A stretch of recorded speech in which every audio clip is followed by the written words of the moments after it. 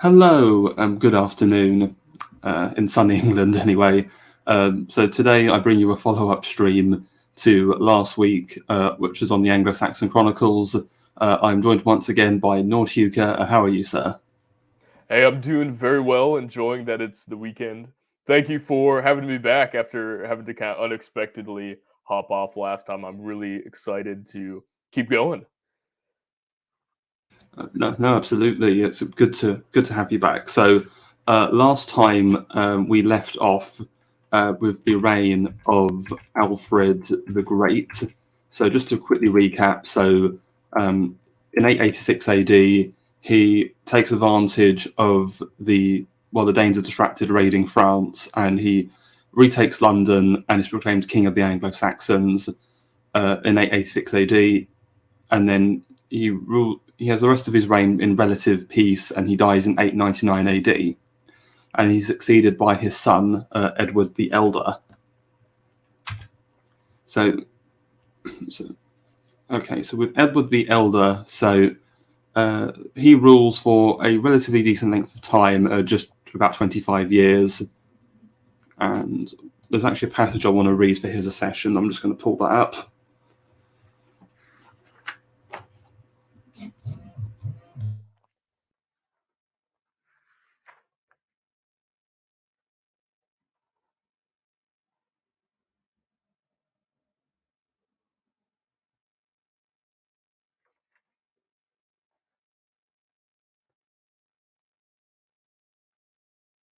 Okay, here we go. So, the reign of King Edward, AD 901.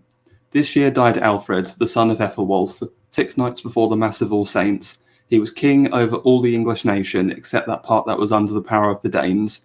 He held the government 1 year and half less than 30 winters, and then Edward his son took to the government. Then Prince Ethelwald, the son of his paternal uncle, rode against the towns of Winburn and Twynham, without leave of the king and his council. Then rode the king with his army, so that he encamped the same night at Badbury, near Winburn, and Ethelwald remained within the town with his men that were under him, and had all the gates shut upon him, saying that he would either there live or there die. But in the meantime he stole away in the night, and sought the army in Northumberland. The king gave orders to ride after him, but they were not able to overtake him. The Danes, however, received him as their king. They then rode after the wife that Ethelwald had taken without the king's leave, and against the command of the bishops, for she was formerly consecrated a nun. In this year also died Ethelred, who was alderman of Devonshire, 4 weeks before King Alfred. So as soon as Edward becomes king, his cousin, Ethelwald, who was the son of Alfred the Great's predecessor, I think we've also called Ethelwald. So going off of sort of a kingly or royal succession, I think the argument there would be, well, I'm the son of the elder brother of the previous king, so I have a stronger claim. But there might seem to have been with Edward, and he was able to persevere and maintain his throne. Right. Any particular comment you want to make, Nordhugr, or? There is kind of this recurring pattern now we're seeing with kings having to steal away in the night, and you're getting a lot of the court intrigue goings on that's kind of covering from year to year. So it's fun to follow. No, indeed, because it certainly intensifies as we get through the 10th century. Yeah, I So, mean you can definitely see it's got that. To take a pop culture analogy, it's definitely got that Game of Thrones. You have your you would have what, six kingdoms at this time, and um, would it well, be? it's funny you say that, because this is an analogy made by Apostolic Majesty, which is that he thinks George R.R. Martin just got the idea of seven kingdoms from the Heptarchy of England. So seven kingdoms being in Anglo-Saxon England and seven kingdoms in Westeros. So Yeah, and even if you look at the map of Westeros, it is extremely reminiscent of England in its layout. So there, you could definitely see some borrowing of concepts and political dynamics going on. No, certainly. Yes. So, anywho, so throughout Edward's reign, so on the right, there's this image of the sort of the situation. So you've got obviously he's king of the Anglo-Saxons, but also within then you've still got the two kingdoms of Wessex and of Mercia. So I can't remember if I mentioned this in the previous stream, but Mercia had a degree of autonomy within the Anglo-Saxon kingdom, with the position known as the Lady of Mercia. And so during Edward's time, he massively clamps down on Mercia's autonomy.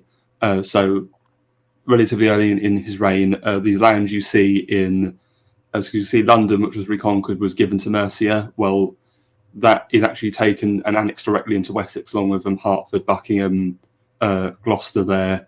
So those southern territories are directly annexed into Wessex itself. And then later on, he completely dispenses with the kingdom and just fully annexes Mercia. So yes, you're seeing a grand sort of centralization of the kingdom. You're seeing power consolidate. Yes, absolutely. And in the rest of the Midlands, you can see there's so the Danelaw isn't just one kingdom. You see, you've got the Kingdom of York or Yorvik in the north. You've got the Kingdom of East Anglia in the east, and then you've got the 5 boroughs, which are these 5 fortified towns, which are Derby, Repton, the Derby, Nottingham, Leicester, Stamford, and Lincoln. All of those, I think, bar one, are county towns in England today, so they're all pretty significant settlements. And what Edward's notable for is that there's a grand conquest. He's able to conquer the entirety of the Kingdom of East Anglia, but also the 5 boroughs as well. So the Danes are only left with the Kingdom of York. And there's another reading I just want to make from the Chronicle. Okay, so this next one's about Mercia losing its autonomous status. Okay. Right. Yeah, so yes, in AD 919, this year also the daughter of Ethelred, Lord of the Mercians, was deprived of all dominion over the Mercians and carried into Wessex 3 weeks before midwinter. She was called Elfwina. So Elfwina was the lady of Mercia. She was the daughter of the Ethelred, the previous lord of Mercia, who had been descended from the kings that they'd had. And also, there's another passage I want to read, which is a bit later. So this is after he's fully subjugated all of his neighbours. Okay. Yeah, so AD 924, this year before midsummer, went King Edward with an army to Nottingham and ordered the town to be repaired on the south side of the river, opposite the other, and bridge over the Trent betwixt the 2 towns. Thence he went to Bakewell in Peakland and ordered the fort to be built as near as possible to it and manned. And the King of Scotland, with all his people, chose him as father and lord, as did Reynold and the son of Adolf, and all that dwell in Northumbria. Both English and Danish, both Northmen and others, also the king of the Strathclyde-Wallians and all his people. AD 94, this year Edward was chosen for father and for lord by the king of the Scots and by the Scots, and King Reginald and by all the Northumbrians, and also the king of the Strathclyde Britons and by all the Strathclyde Britons. AD 924, this year King Edward died among the merchants at Farndon, and very shortly, about 16 days after this, Elwood, his son, died at Oxford, and their bodies lie at Winchester. And Ethelstan was chosen king by the Mercians and consecrated at Kingston, and he gave his sister to Ofsay, son of the king of the old Saxons. So not only has he conquered all these Danish kingdoms in the east, but he's also forced the Kingdom of York, but also the Kingdom of Scotland and the Kingdom of Strathclyde to sort of swear fealty to him as their overlord. So again, we can sort of see this as a callback to the position of Bretwalda, or Britain ruler or wide ruler. So that was sort of the end. And you're getting this as we're shifting away from the end of the 8th century past the 9th century and now going into the 10th century, we're starting to see the lines blurred a bit more between the Northmen as being this kind of outside threat, existential threat to everyone, to being a bit more, they're just another piece on the field, especially as they're more settled at this time. Yes, certainly. I think if I can draw some sort of an analogy, where the Great Heathen Army came in, that first generation, there was a lot of vitality and vigor as they go around rampaging and conquering, and now as they're settled, they're farming and fishing. Yes, swords into plowshares, as the saying goes. So, is there anything else you want to? Well, and it's just interesting that they're willing to pledge fealty to English kings. At least some of them are at this time. I think it's more just reflecting the reality of their situation. So they could not bend the knee, but then that would just give Edward an excuse to conquer and destroy them. So they're probably just trying to survive. Fair, yeah. Okay, is there anything else? That is typically how it goes, isn't it? Yes. Okay, is there anything else you wanted to go over before we move on to the next bit? That was it for that section. Yeah, we can keep going. Okay, so for this next section, so this is one of the two longer sections of the Anglo-Saxon Chronicle. This section on the title of the Kingdom of England. So we're dealing with the broad sweep of the 10th and the very first majority of the 11th centuries. So I have up here on the slide 3 prominent kings. So obviously you've got Aethelstan, who would be proclaimed King of the English in 925 AD. Then you've got Ethelred the Unready, who's the longest reigning king during this period. And then you've got, at the end there, Edward the Confessor, the last major Anglo-Saxon king, with the exception of Harold Godwinson before the Norman conquest. So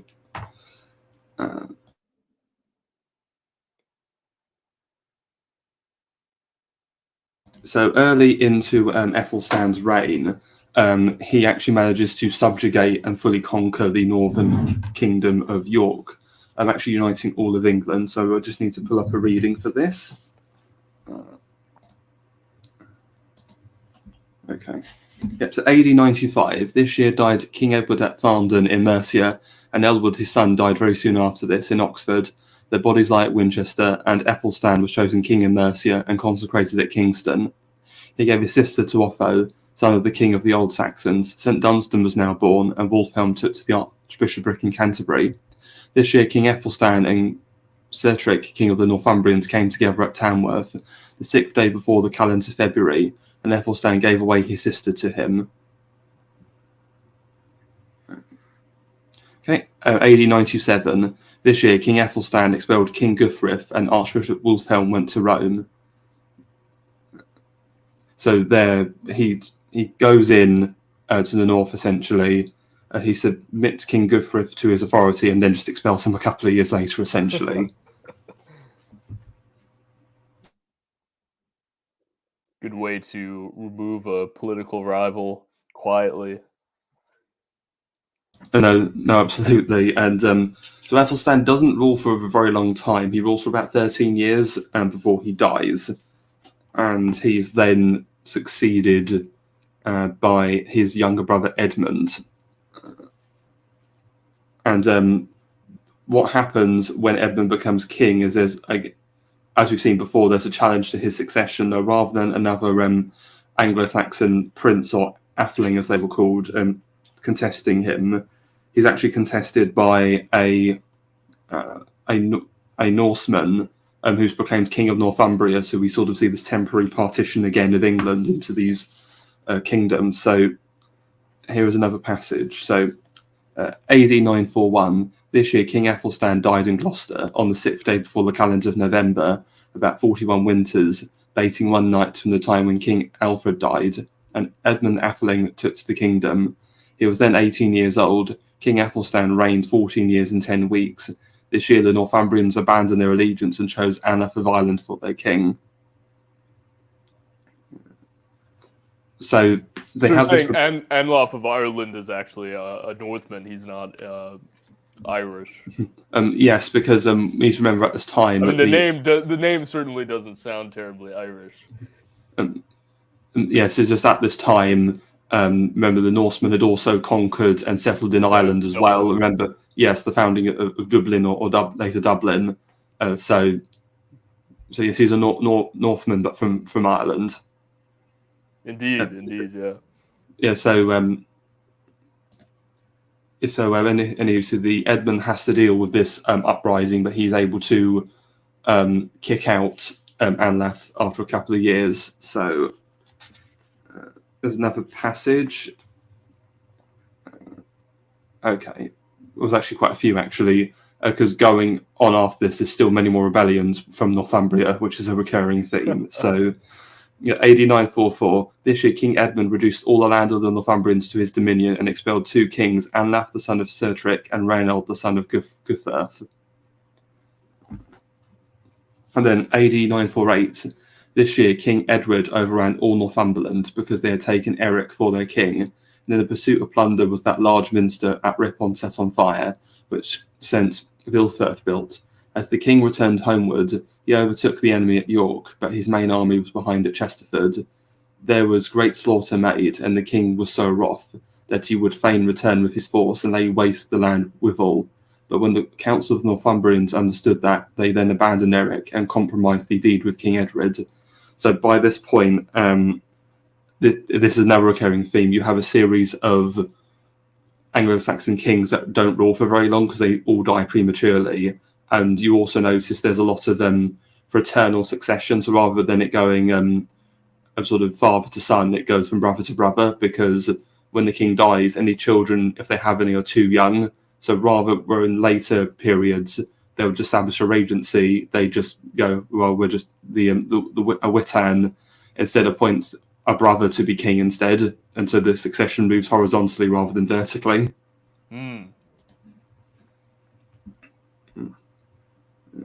Yeah, so after Edmund, you've got Edred, who's brother.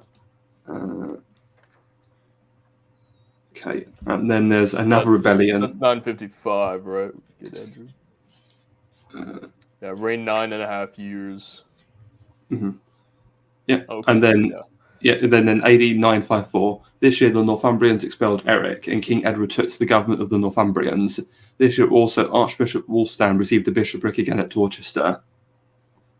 Yeah, so it took many years, but Edward finally drives out the Eric, which is Eric Bloodaxe, by the way, a very notable Norse warrior. You can't really forget the name. No, that really sticks in the mind. There's many great epithets during this period.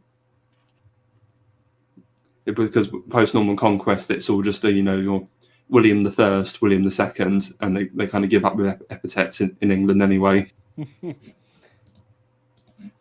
Right. So then Edward dies, and then King Edgar comes to the throne. So Edgar was the son of Ethelstan. So he comes to the throne, and he actually has a relatively stable reign. He's actually able to consolidate and not have rebellions from the Vikings. But what happens is he dies in 979, and he's succeeded by he's got 2 sons, Edward and Ethelred. And there's an incredibly controversial event where Edward, because Edward had the support of the clergy and the church, whereas his younger brother Ethelred had the support of the nobility. And what happens, there's a sort of a dispute where Edward is invited to a meeting by Ethelred's mother at the place called Corfe, and he's brutally murdered, and then he's known to history as Edward the Martyr. So there's another passage I want to read. Okay. Right. Yeah, so AD 979. In this year was Ethelred consecrated king. On the Sunday fortnight after Easter at Kingston, and there were at his consecration 2 archbishops and 10 diocesan bishops. The same year was seen a bloody welkin oft times in the likeness of fire, and that was most apparent at midnight, and so misty beams were shown, but when it began to dawn, then it gilded away. AD 979, this year was King And Edward's... what is a welkin? Well, it's a bloody welkin, so I imagine it's some sort of struggle or rebellion. Mm. I'm not gonna lie, I've not heard the word before, but considering the word bloody in front of it, I'm assuming it's some kind of struggle. Well, that would explain what they mean by you can see the fire at midnight, and by dawn it sort of fades away. So I'm assuming they're talking about a city or area in flames. It sounds like. Mm. Let me now I'm curious. I have to figure this out. Okay. Well, maybe while I'm reading the next bit, maybe you could look into it. It means the vault of heaven, the sky, or the upper air. Okay. Maybe it's like saying a blood red sky, possibly then. That's probably what they're referring to. Because if I remember, this is a little bit tangential, but I remember from the Peter Jackson Lord of the Rings films, there's a moment when Legolas points to a blood red sky. Then I think it's the night after the Uruk-hai are massacred by the Rohan cavalry, and he says, "Your red sky in the morning means that blood was shed the previous night." So, and obviously we know Tolkien was heavily inspired by sort of Anglo-Saxon history, so perhaps that's what it again is referring to. There's some sort of violent omen, perhaps. Yeah, and omens are just everywhere in the writings here. So I mean, they took them deadly serious. Mm. No, absolutely. And okay, here we are coming up to the infamous event. So AD 979. This year was King Edward slain at eventide at Corfe Gate on the 15th before the calends of April, and then he was buried at Wareham without any kind of kingly honours. And then the chronicle goes into a kind of a poem. There has not been mid-Angles a worse deed done than this was since they first Britain land sought. Men him murdered, but God him glorified. He was in life an earthly king. He is now after death a heavenly saint. Him would not his earthly kinsman avenge, but him hath his heavenly Father greatly avenged. The earthly murderers would his memory on earth blot out, but the lofty avenger hath his memory in the heavens and on earth widespread. They who would not erewhile to his living body bow down, they now humbly on knees bend to his dead bones. Now we may understand that men's wisdom and their devices and their counsels are like naught against God's resolves. This year Ethelred succeeded to the kingdom, and he was very quickly after that, with much joy of the English Witan, consecrated king at Kingston. So in the Chronicle, I mean, I'd like to say the Chronicle, I think, is relatively neutral. I think it tries to keep to the facts, but there's obviously some biases. So, for example, it's clearly biased towards the case of the English against the Northmen. But in this incident, it's very clearly, I think, sympathetic to Edward the Martyr here. To whoever was writing this, it was clearly a calamitous event, and just again, as I'd said before, Edward had support amongst the clergy, who most likely would have been the people composing the Anglo-Saxon Chronicle, considering they were the literate population. So it makes sense that the sentiment is carried forth in the Chronicle.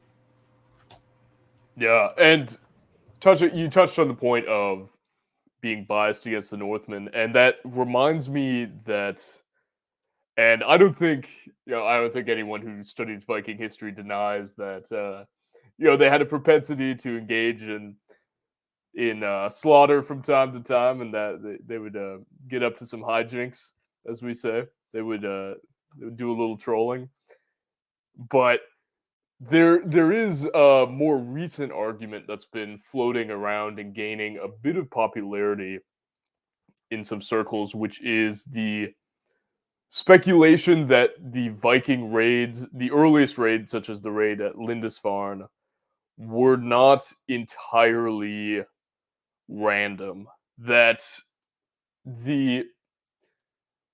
which may have encouraged the Vikings to begin these raids, given the time and place, was due to stories being passed through the Danes up into Denmark and Norway about the the expansion of the Holy Roman Empire, or would have just been Charlemagne's empire, and his decisions wherein he would massacre Saxons and massacre any holdouts of resistance that didn't want to join his kingdom. So there's some speculation that word of this had traveled further north and had led to some instigation of, well, this is now foreign expanding territory that's coming up towards us.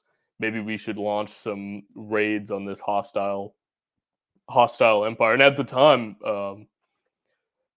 parts of Britain were still allied with Charlemagne. So, I mean, Charlemagne died in 768 to 8. Died in 890. 814 is when he died. Or 814. That's right. 768 to 814. So it does partly match with the timeline. This is just a loose theory, though. There's no written evidence for this. Well, it's very interesting you bring this point up, because this is an argument that's actually made by Arnold Toynbee. Are you familiar with him at all? No, I'm not. Okay. Well, Arnold Toynbee, very famous English 20th century historian.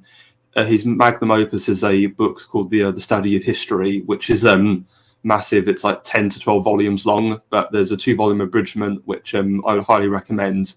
But essentially, it's like a broad analysis of sort of civilization and culture.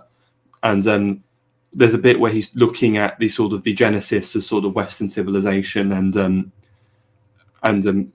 he has this idea that with culture and civilization, there's like 4 stages. You've got the genesis, the growths, the breakdowns, and the disintegrations. And he actually, when he looks at the Scandinavians, the Viking Scandinavians, and he calls them an abortive civilization. By this he means, in his mind, they're a civilization that failed stage 1 of being a civilization, because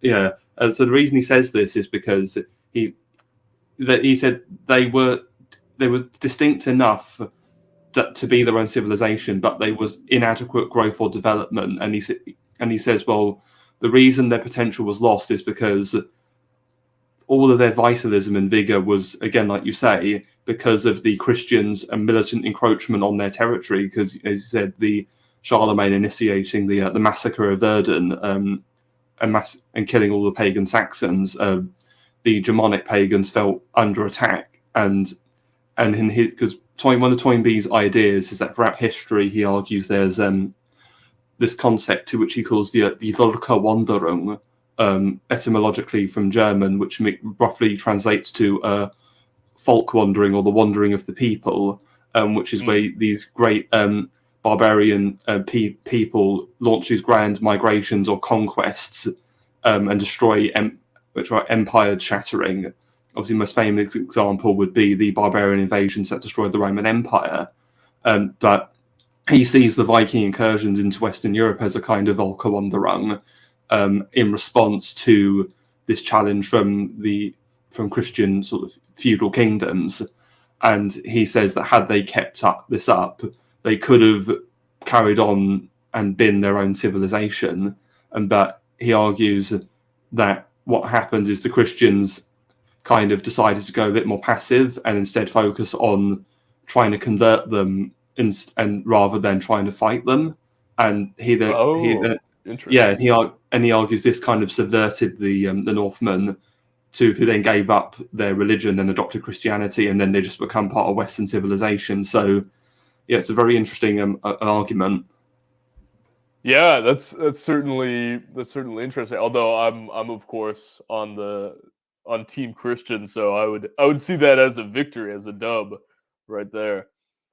To not, well, although that being said, I mean, they do join in with the rest of Europe and they become a part of the church and become Christian. But even while they're Christian, it isn't preventing them from continuing to continuing to invade and launch raids and generally be warlike. Certainly, but yeah. So initially, as we'll go on through the reign of King Ethelred the Unready, they would carry on attacking and raiding into England, and it's only really I think once you get into the Crusades that they start directing their energies elsewhere. So Of course, yeah. right, okay. So yep. So Edward the Martyr is murdered. Ethelred becomes king, and it should be noted that when he becomes king, he's only 8 years old. So call me cynical, but I see this as an attempt by these nobles and his mother, who have control over this child king, to extend their influence. So it was massively in their interest for this adult king to be deposed or murdered in such a brutal way. Yeah. I hadn't, when I first read the Chronicles, I hadn't read or viewed anything in the Game of Thrones series, but since that time in the last year, I'd watched portions of it, and now I'm really starting to see all the ways that Martin took heavy influence from segments of it. Certainly, as far as the world building is concerned. Yeah, there's many nods to English history. I mean, the most prominent one which people have pointed out is the War of the Roses. Yeah. Yeah. Okay. Yep. So going through King Ethelred's reign, it's mostly him trying to not get conquered by the Danes. Or raided. So they keep turning up, and this is where the term the Dane Geld comes in, or the gold to pay off the raiding Danes. So they'll show up, and the king just has to pay them off, and they leave. And this obviously causes a lot of burden because the king has to raise a lot of taxes to keep paying off this Dane Geld. But at times they try and resist, and there's a very famous incident, which is, I think it's 996 AD. You have the Battle of Malden, which is a Anglo-Saxon defeat. Which, if anybody's more interested in, Nathan Hood actually has a video on his channel where he reads the poem "The Battle of Malden." So I would encourage everybody to go and check that out if you're interested. But speaking of poems, I understand that there's a poem that you want to read, Nordhugr. Yeah, so there's a beautiful poem by Rudyard Kipling called Danegeld, which captures very eloquently why paying a Danegeld is such a bad idea. And it's a fairly short poem, so I'll just read it off here. Quote, "It is always a temptation to an armed and agile nation to call upon a neighbor and to say, 'We invaded you last night. We are quite prepared to fight, unless you pay us cash to go away.' And that is called asking for Danegeld, and the people who ask it explain that you've only to pay 'em the Danegeld, and then you'll get rid of the Dane. It's always a temptation for a rich and lazy nation to puff and look important and to say, 'Though we know we should defeat you, we have not the time to meet you. We will therefore pay you cash to go away.' And that is called paying the Danegeld. But we've proved it again and again, that if once you have paid him the Danegeld, you never get rid of the Dane. It is wrong to put temptation in the path of any nation, for fear they should succumb and go astray. So when you are requested to pay up or be molested, you will find it better policy to say, 'We never pay anyone Danegeld, no matter how trifling the cost. For the end of that game is oppression and shame, and the nation that pays it is lost.'" So that is the Danegeld by Rudyard Kipling. I've never heard of that poem from him before, but no, that's wonderful, and I think very apt. You should always stand and fight rather than just keep giving the Vikings their gibs. Yeah, exactly. And this was used somewhat in this sort of idea of paying the Danegeld in the lead up to the Second World War. About people were saying, well, don't appease Germany because you're paying the Danegeld. So it has had this kind of reoccurring effect in politics and English life. But it's and it does kind of echo too. It reminds me very much of in American history of we do not negotiate with terrorists. It's that same sort of attitude, although it can be applied properly or improperly. Well, I mean, just tangentially, I can sort of see where they're talking about with appeasement, but I don't think it quite fits because, I mean, the difference between Moustache Man and the Danes is that, well, Moustache Man wasn't really a direct threat to us in the way the same the Danes were. So Right, and I'm not applying, or I'm not implying that they were necessarily using it in a way that held up, but simply that concept certainly has recurred. And yeah, you see it. I mean, it's sort of the idea of paying the hostage, the holder of the hostages, and then he takes more hostages. no, it's no still wonderful poem and very very apt wisdom. And okay, this is the next passage I want to read. It's about a very infamous incident from Ethelred's reign, which okay, AD 1002. This year, the king and his council agreed that tribute should be given to the fleet, and peace made with them, with the provision that they should desist from their mischief. Then sent the king to the fleet alderman Leofsy, who at the king's word and his council made peace with them on the condition that they received food in tribute, which they accepted, and the tribute was paid of £24,000. In the meantime, alderman Leofsy slew Ethi, high steward of the king, and the king banished him from the land. Then in the same length came the Lady Elfgive, Emma, Richard's daughter, to this land, and in the same summer died Archbishop Edulf, and also in the same year the king gave an order to slay all the Danes that were in England. This was accordingly done on the Mass Day of St. Brice, because it was told the king that they would pursue him with his life, and afterwards all his council, and then have his kingdom without any resistance. So this passage refers to the St. Brice's Day massacre, where Ethelred did order that all Danes were to be massacred. So they get redacted in Minecraft. Yes, exactly. So obviously, completely brutal event, and in retaliation for this, you then have even more intense Viking raids from King Svein Forkbeard of Denmark, who would later come to depose King Ethelred. So just sort of talking about the St. Brice's Day massacre. I don't know what your views are, but in my views, if you look back through history, generally speaking, if you massacre enough people, it doesn't go well because you kind of piss off their co-ethnic, so to speak, and they tend to seek revenge. The most famous example is if you look at Roman history, later in the late Republic, they had a series of conflicts called the Mithridatic Wars with Mithridates of Pontus.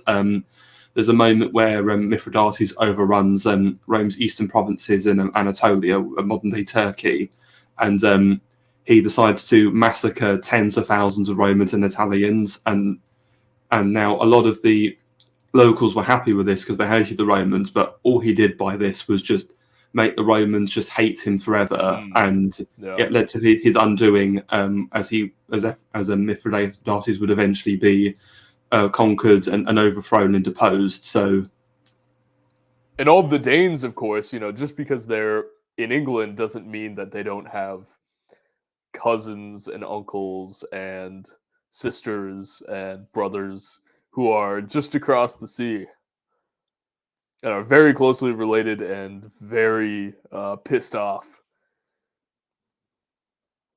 No, understandably, because people took family, kin, and blood seriously. So it's a very transgressive affront. So maybe we could say if you're going to commit such an act, maybe try and be prepared to deal with its consequences. But as we have seen, Ethelred wasn't quite ready. It's it's reminiscent of in the Old Testament when the Israelites are going into the Holy Land, and God says he warns them. Well, he gives them an order and a warning, and he says, "All right, here is the tribe that you need to wipe out, but when you wipe them out, you have to wipe them all out, because if you only wipe most of them out, they're going to be a thorn in your side.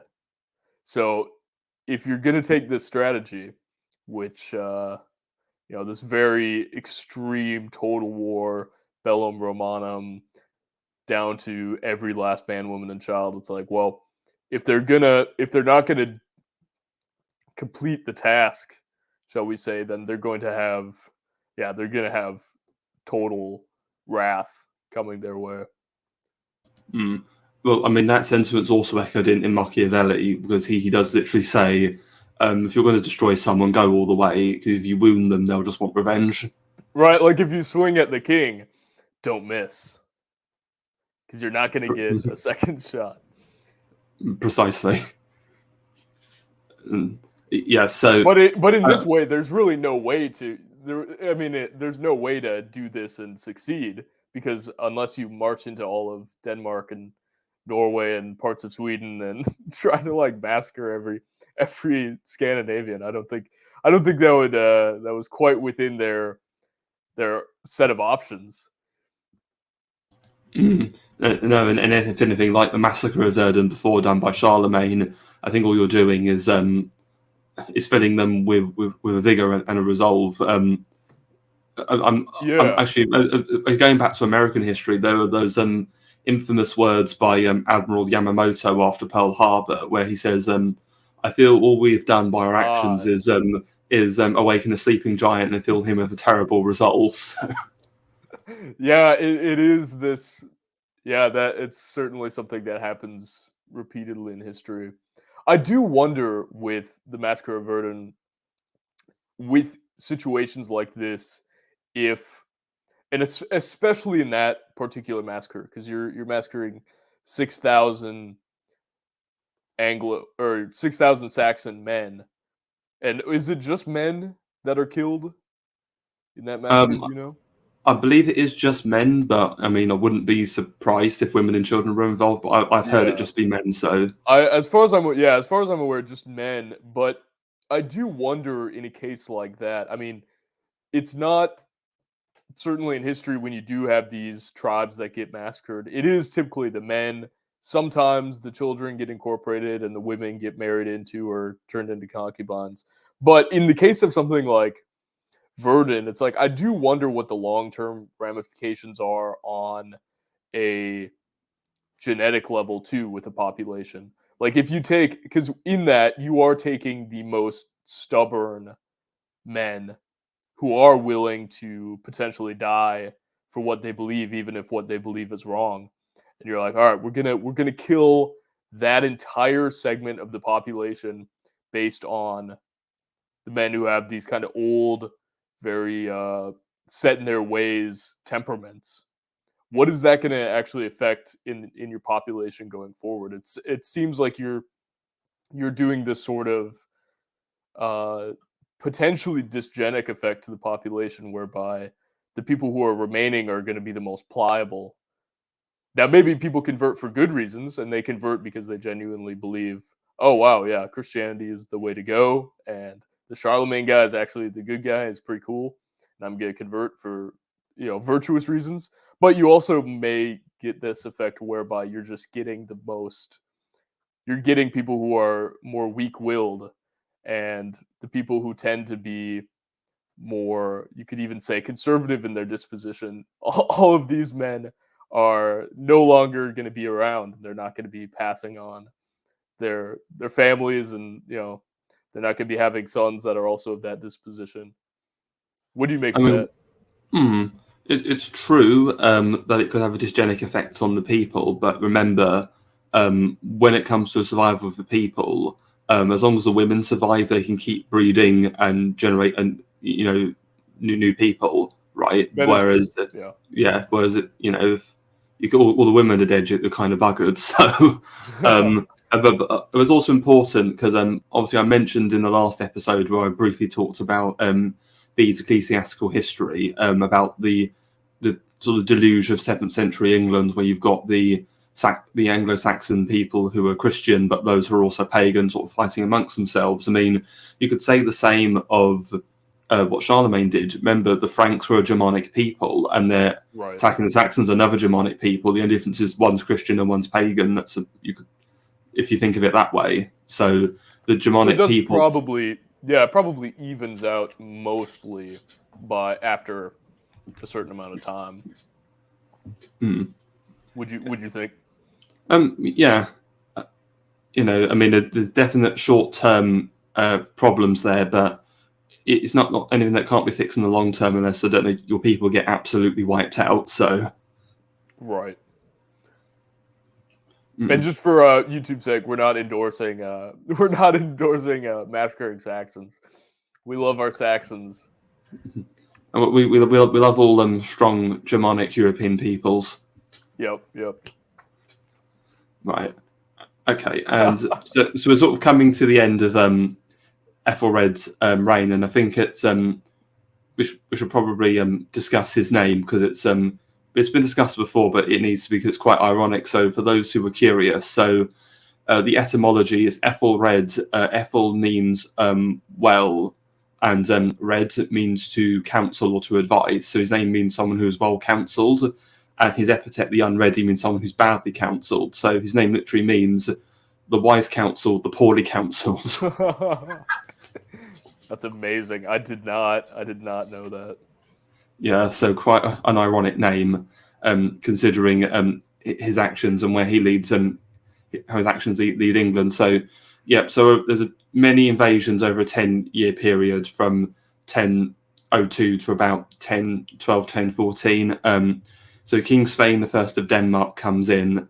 So he deposes Ethelred, and Ethelred's driven exile into Normandy. And King Svein rules quite briefly, though he dies a few months into his reign, and then Ethelred comes back.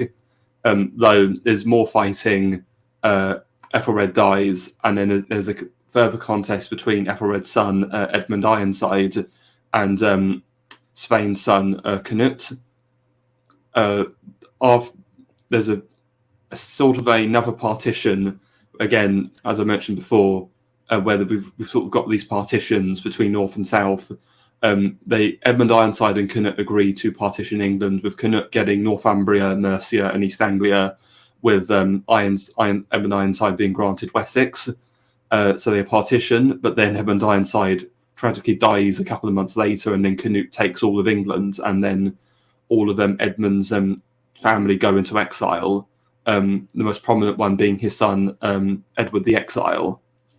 And there's another passage I want to read, so I'm just going to pull that up.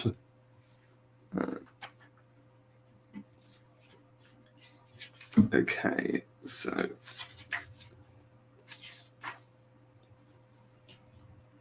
Okay, so AD 1017. This year, King Canute took the whole government of England and divided it into 4 parts. Wessex for himself, East Anglia for Thurkill, Mercia for Edric, Northumbria for Edric. This also went Alderman Edric slain at London, and Norman, son of Alderman Leofwin, Ethelward, son of Ethelmar the Great, and Beorhtric, son of Elfig of Devonshire. King Canute also banished Edwy Etheling, whom he afterwards ordered to be slain, and Edwy, king of the Churls, and before the calends of August, the king gave an order to fetch him the widow of the other king, Ethelred, the daughter of Richard, to wife. So here, what Canute does is that he partitions England again, this time into the 4 areas, so Wessex, Mercia, East Anglia, and Northumbria, and he appoints an earl to each of the areas that he'd not ruling. So he rules Wessex personally, and then he appoints like an earl to rule the other 3 areas. So there's sort of a delegation of his rule. It's also important to remember as well that he also inherits the title King of Denmark from his father, so he's King of England and King of Denmark. And later on, as we'll get to, he very briefly also becomes King of Norway and establishes what's known to history as the North Sea Empire. this grand sort of feudal state that encompasses the North Sea. And what's In other also words, what we also refer to as the good old days. well, the North Sea Empire was very short-lived because it only lasted 7 years. Hence days. I suppose that's one way of looking at it. But what's also interesting is that so he marries King Ethelred's widow, Emma of Normandy, and it's interesting he does this because I think she was popular amongst the nobility, so to legitimize himself and to probably draw some kind of connection to the previous dynasty, he marries her, and though this does cause complications because he has two sons, one son from his first wife and one son from Emma, which leads to a contested succession. Okay, and there is another short passage. So 1028 AD. This year went King Canute from England to Norway with 50 ships manned with English thanes, and drove King Olaf from the land which he entirely secured to himself. Yep, so that's him taking over Norway. Okay. And then I now want to jump forward to the contested succession. So,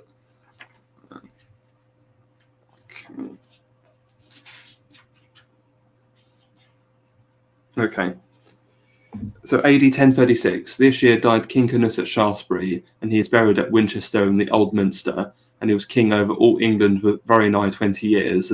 And soon after his decease, there was a meeting of all the Witan at Oxford, and Leofric, the Earl, and almost all the thanes north of the Thames, and the Liftsmen at London chose Harold for chief of all England, him and his brother Hardicanute, who was in Denmark. And Godwin, the Earl, and all the chief men of Wessex withstood it as long as they could. They were unable to effect anything in opposition to it. And then it was decreed that Elfgiv, Hardicanute's mother, should dwell at Winchester with the king, her son's household, and hold all Wessex in his power, and Godwin the Earl was their man. Some men said of Harold that he was son of King Canute, and of Elfgiv, the daughter of Elfhelm the Elderman, but it seems quite incredible to many men, and he was nevertheless full king over all England. AD 1037. This year men chose Harold king over all and forsook Hardicanute, because he was too long in Denmark, and then drove out his mother Elgiva, the relic of King Canute, without any pity against the raging winter.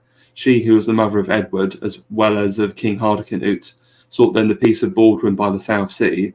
Then came she to Bruges beyond sea, and Earl Baldwin well received her there, and he gave her a habitation at Bruges, and protected her, and entertained her there as long as she had need. This is in the same year died Effie, the excellent Dean of Evesham. AD 1037, this year was driven out Elfgiv, King Canute's relict. She was Hardicanute's mother, and she then sought the protection of Baldwin south of the sea, and he gave her a dwelling in Bruges, and protected and kept her the while that she there was. Yep. So again, you've got the two wives. You've got Elfgiv or Elfgifu, who was a Anglo-Saxon noblewoman who was the mother of Hardicanute, and then you have Emma, who was the mother of Harold. So Harold, the Witan wanted Hardicanute, but because, as the Chronicle says, he was in Denmark and spent too long there, they make Harold the king of England and Hardicanute the king of Denmark. But Harold dies a couple of years in, and then Hardicanute becomes king anyway.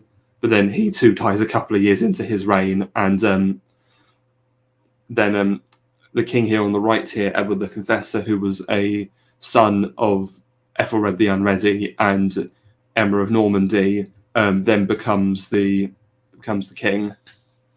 Oh, what another thing to note about AD 1030 is the events of King Canute's conquering of Norway sets in motion a character arc and some events that will come back around to England in 1066, because in 1030 when in 1030 there is the Battle of Stiklestad, in which King Olaf the Second Haraldsson, he also known as Saint Olaf, he's killed in battle. There's a coalition of local figures and local rulers who are opposing King Canut's army, and King Olaf is slain. But at the same time, Harold Sigurdsson, a young Harold Sigurdsson, is fighting alongside King Olaf, and after the battle, he's sped away out through Sweden and onto this with a longship crew. They're sent away to flee the north, and then they travel south down through into what was down through the river networks to um shoot my brain is freezing up here. Anyway, he goes off on a long adventure himself, and as he gets older, he ends up coming back around 1066, which we'll get to the events that transpire there. Well, thank you very much for bringing up those events, because yes, they are important to the chronology, as we'll soon see. Yes, there's one final passage I wanted to read regarding Harold and Harthacnut. So, okay, it's AD 1041. This year died King Harthacnut at Lambeth on the 6th before the Ides of June, and he was king over all England 2 years, wanting 10 days. And he is buried in the Old Minster at Winchester with King Canute, his father. And his mother, for his soul, gave to the new minster the head of St. Valentine the martyr. And before he was buried, all people chose Edward for king at London. May he hold it while the God that shall grant it to him. And all that year was a very heavy time, in many things and divers, as well as in respect to ill seasons as to the fruits of the earth. And so much cattle perished in the year, as no man before remembered, as well through various diseases as though tempests. And in this same time died Elsinus, abbot of Peterborough, and then Arnovius, the monk, was chosen abbot because he was a very good man and of great simplicity. So I find it interesting because you may have noticed I put specific emphasis on the line there, and it's because in the Chronicle they actually put a exclamation mark at the end of the line, and may he hold it while that God shall grant it to him. Again, I think showing the Chronicler's disposition to the restoration of the House of Wessex. Interesting. Yeah, so there's like a sigh of relief that the true natural house of England has been restored under Edward the Confessor. Okay. Yep. So he's restored in 1042. And by the way, I probably should. I don't think I mentioned this in the previous stream, but if anybody's familiar with this period, they may be confused with some of the dates. That's because the Anglo-Saxon Chronicle, the dating in there is out by a year or two, so some events might seem slightly off with the dates I've given, because I've read them as they are in the Chronicle. So just in case anybody's confused. I've wondered on a couple things, because occasionally I've run into a couple events that seem slightly off in timing. Yeah. I mean, unfortunately, they weren't perfect timekeepers back 1,000 years ago. So, right, okay, and so from there, is there anything else you want to say before we get on to the Norman conquest?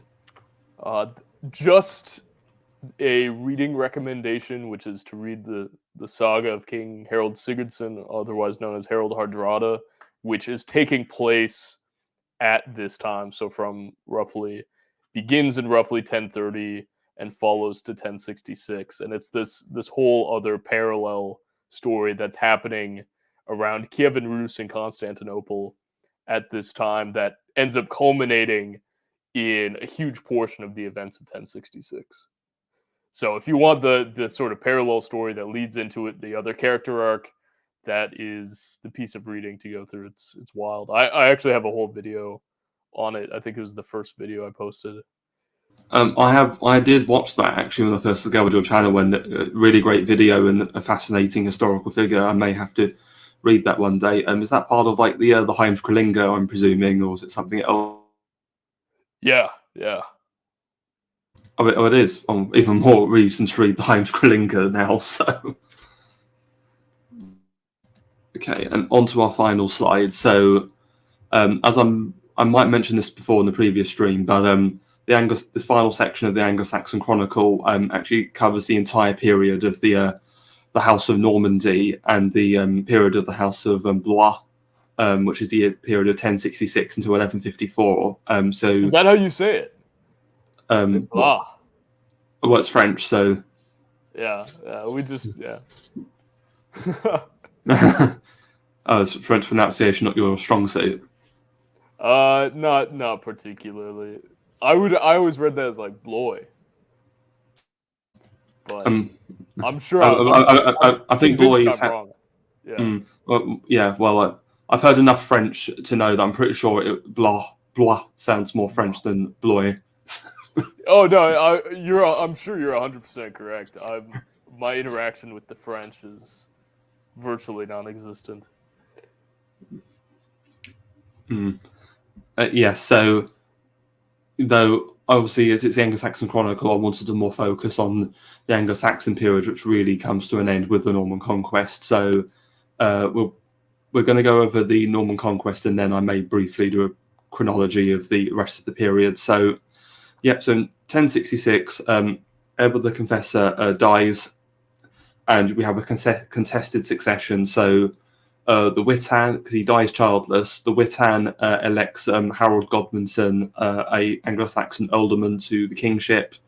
William of Normandy, also known as William the Bastard, contests this, claiming through a friendship with Edward the Confessor that Edward had promised the throne to him, and also we have, as you mentioned, Harald Hardrada, King of Norway. He also contested succession through the claims of, I believe it's Hardicanute, the previous Danish king of England. So both William and Harold Hardrada invade England. Harold lands in Yorkshire, and he's actually killed in an ambush at the Battle of Stamford Bridge. So then Harold Godwinson marches south, meets William at the Battle of Hastings, where he is defeated. And though, because it's interesting, because the Battle of Hastings is obviously, it's a very important event in English and now I say European history, but a lot of people I think don't appreciate just how much a close run thing it was, because I think it very easily could have gone either way if things had played out differently. What's your view? I'm not intimately familiar with how the battle played out, so I'd be very interested in hearing what your theories are on how you think it could have played out differently. So in the battle, so William landed with his army at Pevensey in Sussex. So, the armies, so the Anglo-Saxon army is largely composed of infantry. So it's got the shield, this Anglo-Saxon shield wall, and the heavy infantry, the Hussars with their axes, and that's broadly what it is. It's a very heavy infantry army. They camp themselves on a hill called Senlac Hill. So you've got this hardy Anglo-Saxon heavy infantry encamped on the high ground, and then you've got William's army. So his army has not got the high ground. However, his army is more tactically diverse. So he's got his infantry, which isn't as good a quality as the Anglo-Saxons, but he's got archers. So he's got the skirmishing potential, and he's also got critically armored Norman knights, which are a very high quality. So he's got skirmishing and mobility on his side, but his opponent Harold has the high ground. So how the battle plays out is William tries to send his infantry line forward into Harold's infantry. They brawl for a bit. They're not able to push the Saxons back. So his troops withdraw, and he has to rally them to make sure that they don't retreat, because there's a moment where they think he's been killed and he has to rip his helmet off and show himself to his men. So he's able to rally.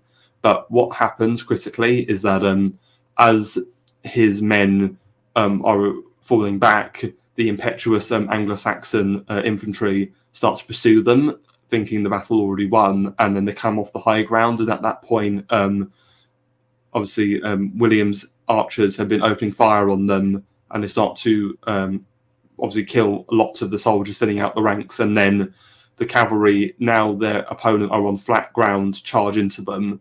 And so the battle is now on much more favourable terms for the Normans, but still it lasts all day and it's fought for several hours. And then the crucial moment comes where King Harold is there's actually a moment where he's shot through the eye with an arrow, and in the image on the left here, this is how William the Conqueror is depicted in the Bayeux tapestry, a famous tapestry that's commissioned after the conquest, showing the Battle of Hastings at Hastings. But there is in another section of the tapestry, there is one of a well-armoured Anglo-Saxon figure pulling an arrow out of his eye, and it's believed that this is depicting King Harold doing so, showing he was quite a tough man. But no, eventually he is slain and he's fallen, and then the Anglo-Saxon army just melts away, and William wins the day. So, as you can see there, though William had probably a superior quality army, his enemy had a terrain advantage, and obviously were defending their own home turf. So, had luck not quite been on his side, it's very possible he could have been defeated. So. Yeah, no, I can see that now.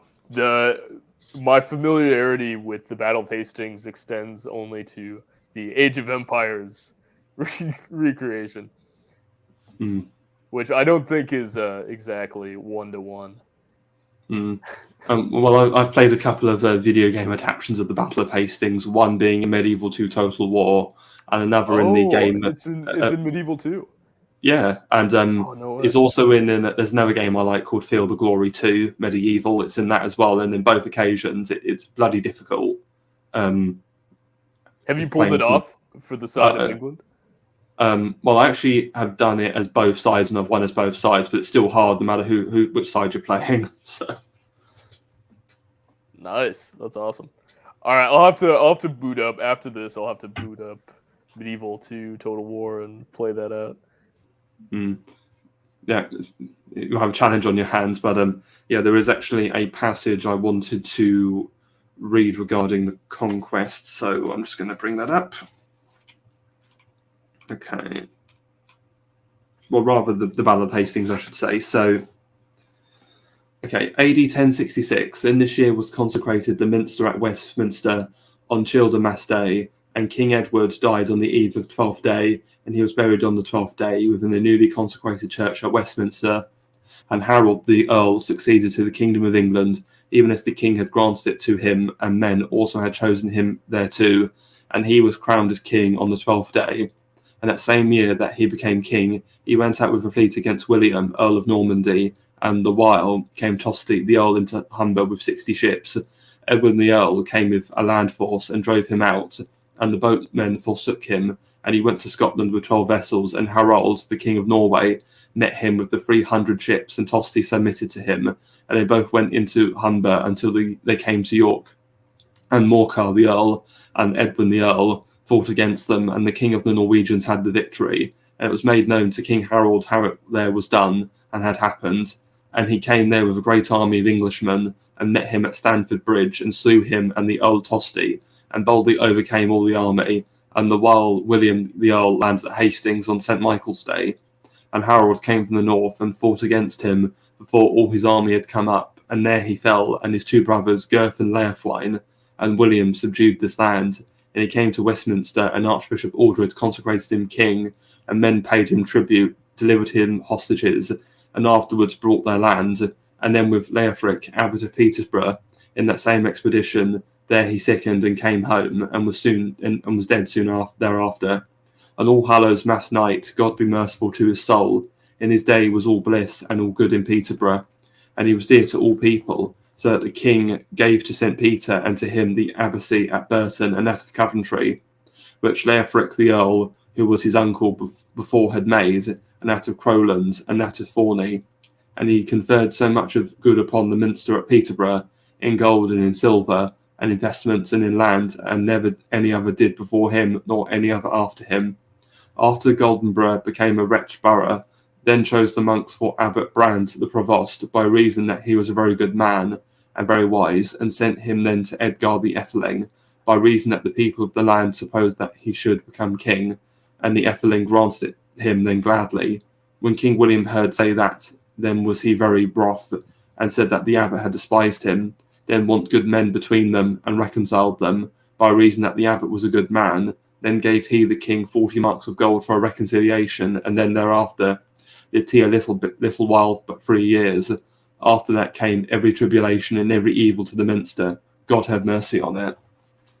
So there we have the summary of the Norman conquest, or the initial period, because William is crowned on Christmas Day in London, but by that point he's only subjugated the southern part of the country, and it takes a few years for him to really subjugate the rest of England. And in 1069 you have the event known as the Harrying of the North, where there's an Anglo-Saxon prince, Edgar Etheling, who was mentioned there in the Chronicle, who was he's actually the grandson of Edmund Ironside.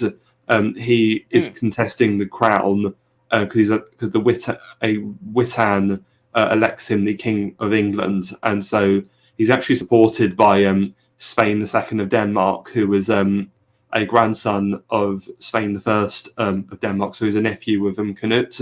So Svein II comes in, and he actually supports Edgar Atheling, but he's actually defeated and driven out. But that doesn't stop him from trying again a few years later. So in this initial period, William's having to deal with sort of Anglo-Saxon pretenders and Danish invasion still. And the Harrying of the North is incredibly brutal because it's largely concentrated in Yorkshire and northern England, and well, let's just say, because England's population was about 1 million at the time, and it's predicted that the Norman conquest killed about 10% of the population, and this was heavily skewed towards the north, where in the Domesday Book it says something to the effect of like 75% of the population of Yorkshire die, which is genocidal levels of death. So, yeah. Was there a siege on York? Was it starvation or disease, or just outright slaughter? Well, William just used sort of fire and sword and scorched earth tactics to defeat them, just burning all the land so they couldn't get any food. Wow, that's hardcore. Yeah, the Normans were hardcore. Yeah, they were not to be trifled with. So that's really the end of the period we wanted to cover in any kind of depth. Was there any other commentary you wanted to make? That just the question of there's been speculation of this. Do you think there was any sort of coordination between the Normans and the Norwegians in 1066 in order to attack England and invade at basically the same time?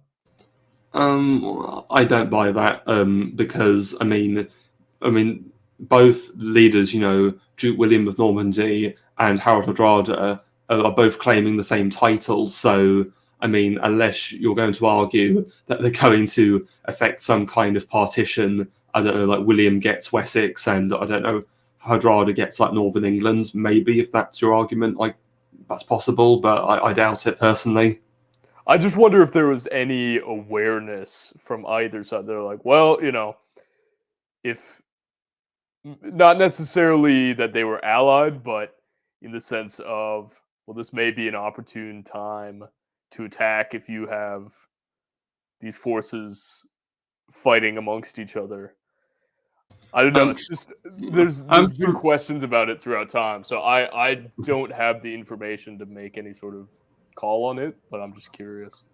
I mean, True. Obviously, whenever a king dies, as we've seen throughout this whole stream, the previous one, when a king dies, their legitimacy is always called into question in this period. So it's just going along with the trends of the period, and I think Just what kind we of more made like. sense for both.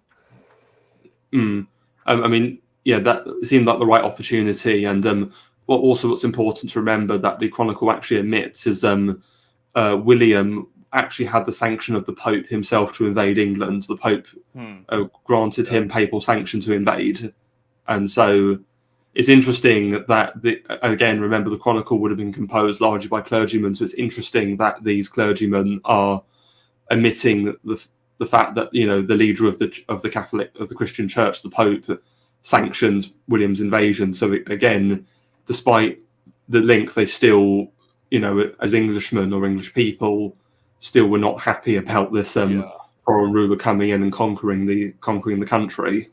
Is there speculate, or is there?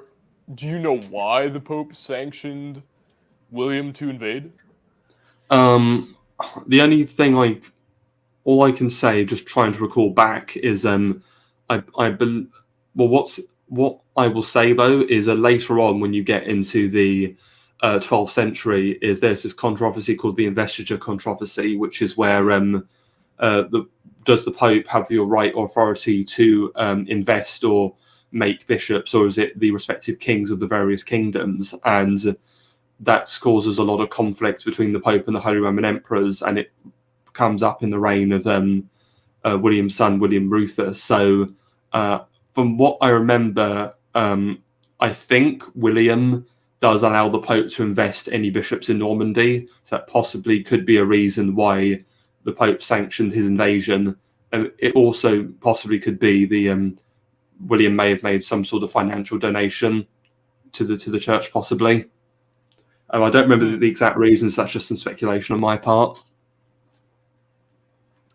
That's interesting. And what is the contemporary perception of King William when people look back, when English are taught about him, or when they look back today? What's kind of the general sentiment?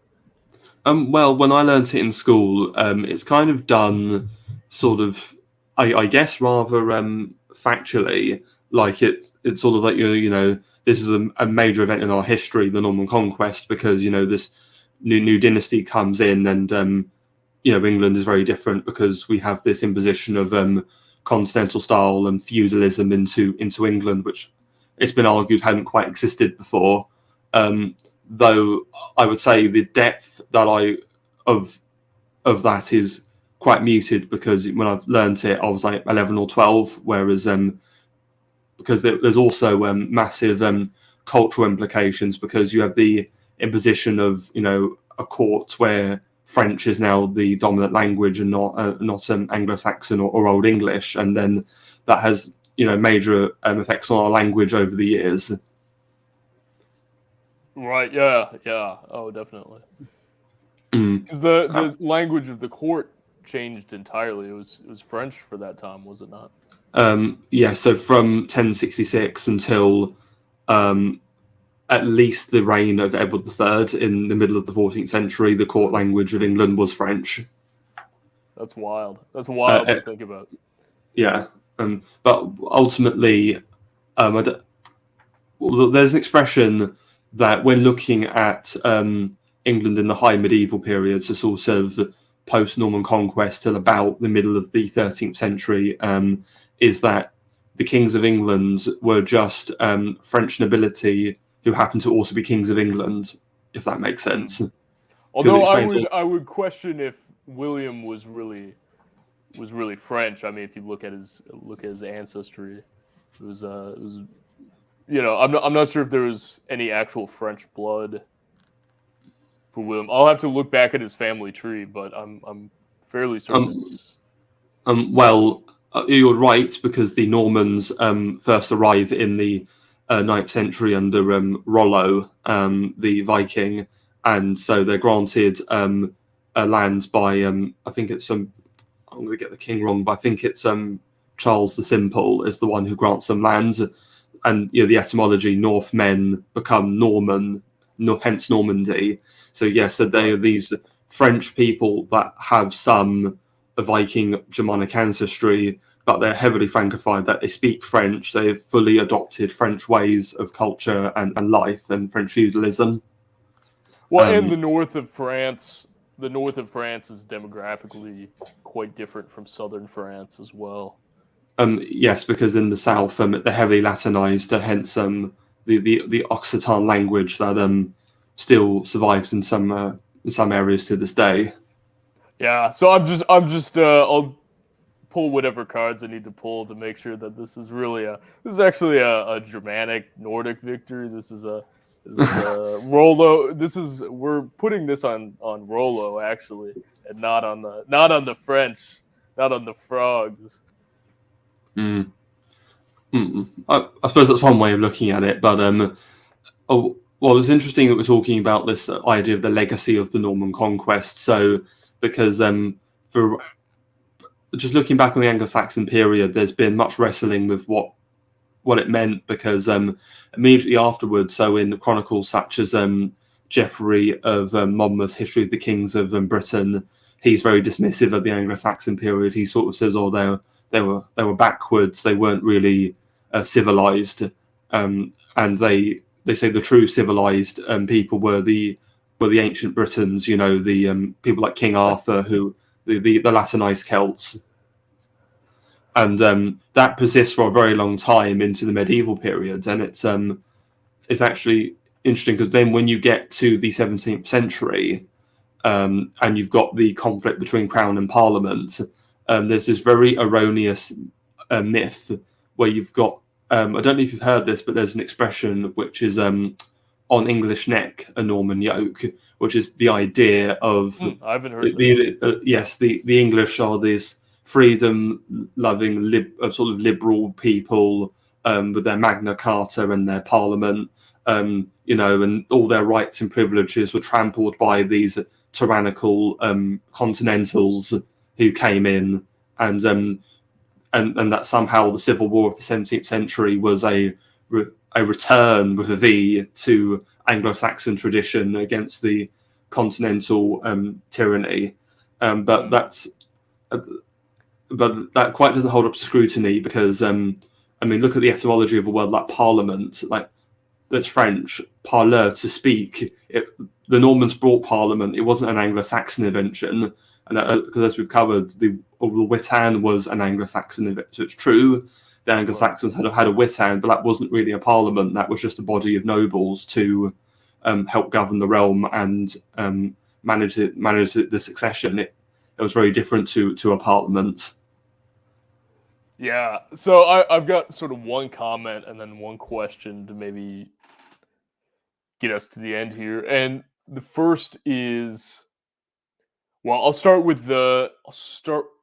okay, so there's been the claim, I don't recall who had this claim, but there has been an idea that the English have their more liberal in the classic sense. You know, they're more freedom loving and more individualistic tendencies. That this is a result of being an island nation and not having sort of a natural barrier of the sea, unlike, let's say, the Germans, who are surrounded on all sides, or the Poles, let's say, and that it's really this being an island nation that's allowed them to be more free and liberal in their attitudes and in their nature. But as you know, reading through the Chronicles, when I read through this, it's nothing but invasions from all sides. It's nothing but just endless fighting and beating back and trying to combat invaders. So, what do you make of this sort of claim that the island nation status of the English allows them to be more independent? I mean, certainly by the time you get to the empire, then you do have this. England is much more outward facing rather than defensive, but I do question if if that's actually true, that island nation gave them that sensibility of freedom and individuality. Well, it's true to an extent because when you're an island nation, you've got greater security from invasion. But you're right, there were invasions. Still, I think England's had less invasions than some other countries, and being an island, it has a level of security. So when you're that secure, you're less worried about military affairs or trying to stay secure. You can focus on other things. So I'm not going to say it's completely wrong, but I'd say it's a combination of that, and it's a combination of obviously the certain elites or people who have that viewpoint seizing power and maintaining power. Because ironically, it was actually through an invasion of England, that of the so-called Glorious Revolution in the late 17th century, where these English Whigs invite William of Orange to depose James II and establish this sort of constitutional monarchy that we still live under. So you could argue that rather than security making England liberal, this lack of security, this invasion imposed on it, made it liberal. You could say in a way. Oh, interesting. That's a very interesting angle on it. And kind of my last question is just what do you see as being the, because I'm perpetually curious about the ethnogenesis of the English and how are the English defined? Because in one sense they have this sort of Celtic, Brythonic element, and then they also have this Germanic, and then there's much dispute over the degree to which it is one or the other. And the history, I mean, it's a chaotic warring time. So, but the English very clearly are a distinct people, a distinct ethnos. They have, I mean, it's very clear that somehow this ethnogenesis happened. But what do you make of? I guess how would you describe the English, or how would you define them? Okay, for this, I'm going to go back on the presentation to an older map from last stream. Okay, so here, this is where we've got the Saxons coming in.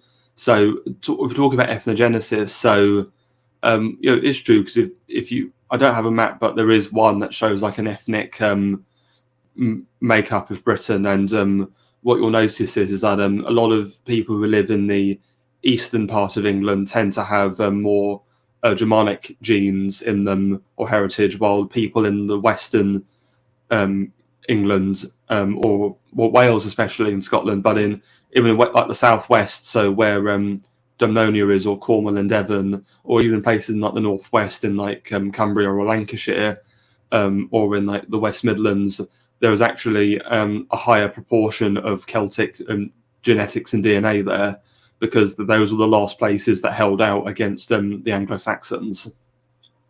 Because you can see on this map here that because of the geography, the Germanics come into the east first, and then over the course of the 6th and 7th centuries, they conquer and move and push east. Yeah, it's certainly fascinating. And to what extent do you think modern English, do they kind of fit in their own third unique category between Germanic and Celtic, or do you see that as even perhaps a bit outdated of a model to go with? Again, that is something debatable because it really depends what aspect you're talking about. Because if we're talking about language, it's interesting talking about England as being a Germanic nation, because though the heritage was Germanic, as time England's become less and less Germanic. Because I said, referring back to the French influences on our language, modern English is only something like 1/3 Germanic in origin. The majority of English is either French or Latin, or both Romance languages. So it's become heavily Latinized with time, and we use a Latin alphabet, as do most Western countries. So I think in terms of, so if we're talking in terms of culture, I think there's definitely a blend of Germanic / Romance. But in terms of our ethnicity, if we're going to go with that angle, we're a mix of Germanic and Celtic. with maybe a little bit, with maybe a little bit of Latin in there from maybe Roman times. And perhaps that is kind of that has been the uniqueness of the English relative to the rest of the continent.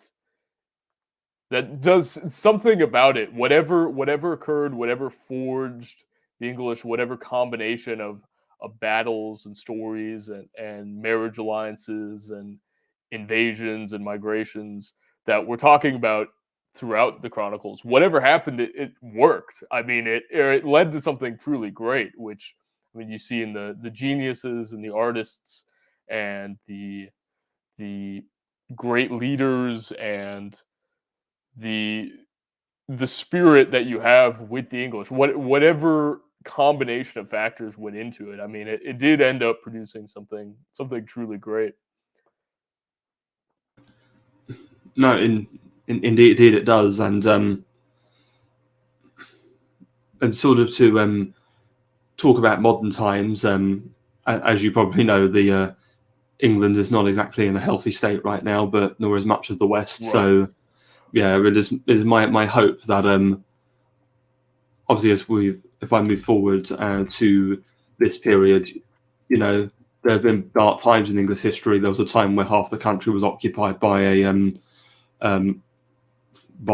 foreign people that were hostile to us, but perhaps we can return and do whatever the elder did and reconquer and reconstitute. Yeah, maybe in retrospect, Danelaw wasn't so bad. Maybe that's our solution. Maybe that's our hope. Is I think I just need to rally some of the boys together. We come back, we reinvade England, and boom, there we go. That's our path. That's our path forward there. No, I I mean, joke, but that would be well, well, in some dark, morbid way, it would be an improve. It would certainly give the North an improvement. But yeah, but no, ideally, England should be for itself and ruled by its own king. Right. No, I pay my compliments to England.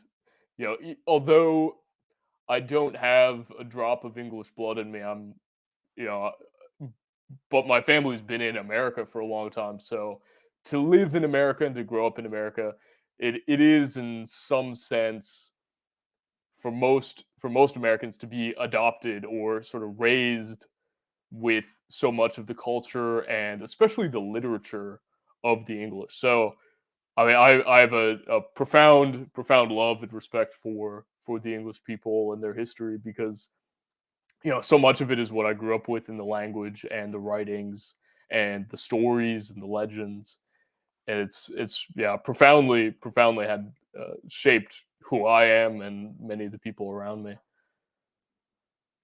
It was certainly influential, I think, on a lot of the old stock Americans because the WASPs, as they're called, because when I was doing research for this, I happened to notice that there are some colleges in America that are actually named after like Alfred the Great and Edward the Elder, which I was a bit surprised about, actually. Yeah. But well, it just goes to show they really wanted to honour the sort of the Anglo-Saxon past. Yeah, and I'll need to visit the East Coast more because you know, some part of the East Coast kind of rubs me the wrong way. I don't know if it's I think it might just be that there's too much federal government power there, and it just kind of is off-putting to someone who's got sort of a more rural Midwest culture to them. That seeing that kind of seeing that kind of culture and power kind of rubs me the wrong way. But I'd like to think that and maybe you see it more in the South then, but a lot of these kind of WASP areas, I'd like to think there is still an enormous amount of kind of thriving English spirits in and around there. So Um, I'll do some more traveling. I'll have to go experience some of that for myself. It's interesting that you refer to the South as English because, from what I recall, A most of lot the of South Scots is Irish too. Scots Irish. Yes, exactly. Yeah. Well, I suppose it depends on where in the South, because I think the old sort of Dixie areas, you do have a lot of kind of English aristocracy, from what I understand. kind of that a bit of that culture. Well, especially around well, like Virginia. Appalachia, yeah. Well, like Appalachia is extremely Scots-Irish, but the Scots-Irish are really just Scots. They're just Ulster Scots. Apparently, they're not even Irish at all. They're just Ulster Scots. Yeah, that's the reason they're called Scots-Irish, because they are descendants of Scottish people that migrated to the plantation of Ulster in Northern Ireland, and then their descendants again migrated to America. That makes sense. Yeah, I only discovered what that meant in like the past couple of years, because for years I'd heard of it and I thought I never quite understood what being Scots-Irish meant, but then I found out. I assumed it was a mix of Scots and Irish, and then they just sort of intermixed, but apparently not. No. Okay, so I think we've reached the end of the stream here, and thank you everybody for watching our discussion. I hope you enjoyed it. So before we wrap up, is there anything you would like to share, Nordhugr? Feel free to check out Nordhugr, my channel. I post content not too dissimilar from what Hitman has, and I'll be posting some more stuff in the future. So feel free to check that out if you're interested. But I just want to thank Hitman for putting all this together, this presentation. He's definitely it's refreshing to be able to talk to someone who has such an in-depth knowledge on this area, because a lot of this stuff I only kind of have a cursory memory of, or cursory knowledge of. So it's really fun to get to go so much deeper into the material. No, certainly, because I think one of the revelations I've made over the past couple of years is that politics is fine and all, but it's kind of a waste of time. It's far more important, I think, to read about and understand your own history, because if you don't know your own history, you kind of become lost as a people, like we have been today, and it has to be reclaimed. Indeed, yeah. You become kind of just subject to the winds of the time and the spirit of the age, and you get kind of tossed and blown about by whatever forces are the latest trend and the latest ideas. So I completely agree, because I used to also be more into the day-to-day political issues of the moment and what's going on in electoral politics, and then I came to the same conclusion that history is studying and immersing yourself in the stories and the myths and the legends and the figures of history grounds you a lot more. I know, and it really roots you as part of a wider community and the people. Oh, most certainly, yeah, and that's something that people are feeling the loss, or maybe they can't put their words on it. They can't pin it directly, but that is a huge part of what people in the modern age are missing and yearning for. Well, we have a long way to go, but hopefully we will get there. So thank you, God willing. Yeah. So thank you for everybody who's been watching. If you have a question, drop a comment below, and I will do my best to answer. So in terms of this channel, next Saturday, or was it Friday? So I think it's Friday. Sorry. Yeah, next Friday, I am doing a stream. I've been having to delay several times, but hopefully it should finally be coming ahead. I'll be having Furious Person that's back on, and we will be discussing my reminiscences of East Africa, the autobiographical work of one Paul von Lettow-Vorbeck, the Die Löwe von Afrika, or the Lion of Africa, and the East Africa campaign of World War I. So thank you all for listening, and goodbye.